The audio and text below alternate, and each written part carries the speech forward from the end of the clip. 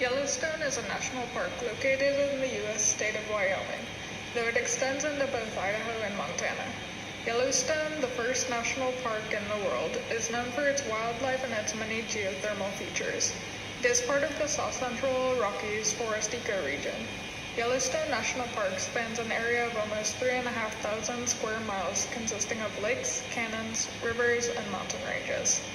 Yellowstone Lake is one of the largest high-elevation lakes in North America and is centered over the Yellowstone caldera, from the Spanish word for cauldron, and is the largest supervolcano on the continent.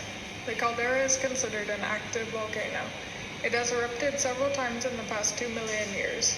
Lava flows and rocks from volcanic eruptions cover most of Yellowstone area. The park is at the heart of the greater Yellowstone ecosystem, the largest remaining nearly intact ecosystem in the Earth's northern temperate zone. Yellowstone National Park has one of the world's largest petrified forests, trees which were long ago buried by ash and soil, believed to have come from the massive caldera of the supervolcano, and transformed from wood to mineral materials. The park also contains the largest active geyser in the world, and has around 10,000 geothermal features. Half the geothermal features, as well as 2/3 of the world's geysers, are centered in Yellowstone. In 2003, some of the trails in the basin were closed temporarily because of changes at the Norris Geyser Basin. New openings in the planet's crust had appeared, and multiple geysers showed enhanced activity and increasing water temperatures. Many geysers became so hot that the water superheated and they could no longer erupt normally and transformed into features of pure steam. The same year, the United States Geological Survey released a map showing how the bottom of Yellowstone Lake had a structural dome beneath it that had risen at some time in the past. It poses no immediate threat of a volcanic eruption since it may have developed ages ago, and there were no temperature increases near the edge of the dome. The following year, a biologist discovered 5 dead bison, which had inhaled toxic geothermal gases trapped in the Norris Geyser Basin. This discovery was followed by an increase of earthquake activity the month after. 2 years later, and it was reported that the Mallard Lake Dome and the Sour Creek Dome, areas known for showing significant changes in their ground movement, had risen at a rate of 1.5 to 2.5 inches per year, and have continued at a reduced rate. Experts have determined that there is no risk of a volcanic eruption in the near future.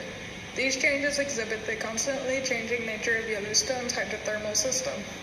As no supervolcano has erupted in recorded human history, geologists have inferred what an explosion would have been like. First, a plume of heat builds up beneath the Earth's crust, causing the land above to begin to dome upwards by inches, with fractures opening along the dome's edges. Then it can be described as opening the Coke bottle after you've shaken it. This causes the surface to collapse as though the Earth were consuming itself, leaving behind a giant caldera. The hot spot responsible for this caldera has erupted dozens of times in the past, going back around 18 million years, with the most recent being 640,000 years ago, which was 1,000 times the size of Mount St. Helens, which had a volcanic explosivity index, or VEI, of 5 out of 7, and this wasn't even Yellowstone's most violent moment. And each time the whole planet would have felt the effects, with the gases rising from it dimming the sun and potentially sending the Earth into years of volcanic winter. According to some researchers, our DNA paid witness to such a catastrophe 74,000 years ago, which reduced the entire human population to a mere few thousand individuals, a close call for the human race. Long thought to be extinct, it was only revealed in the 1950s to still be active. 2 decades later, Bob Smith and his colleagues were working in the Pila Island in the southern arm of the Yellowstone Lake. They noticed that some trees along the shoreline were partially submerged and dying. With further investigation, he discovered that the Hayden Valley, which was sat upon the caldera to the north of the lake, had risen some 30 inches. The ground was doming, the volcano was alive. Yellowstone became referred to as a living, breathing, shaking caldera. In years after, Smith and his colleagues have continued to attempt to see beneath the park. Since 2004, the proportions of the caldera have increased upwards at a rate of nearly 3 inches per year, much faster than any uplift since close observations began in the 1970s. So, is it going to blow again? Some kind of modest eruption like Mount Pinatubo's in the Philippines, which killed 800 people in 1991, is highly likely at some point. While the odds of full caldera forming eruptions that could kill untold thousands of people and send the Earth into a volcanic winter are anyone's guess. It could happen in our lifetime, 1,000 years from now, or never. There are supervolcanoes, and then there are volcanoes. If volcanoes form mountains, supervolcanoes erase them. If volcanoes kill plants and animals for miles around, supervolcanoes threaten whole species with extinction by changing the climate across the planet.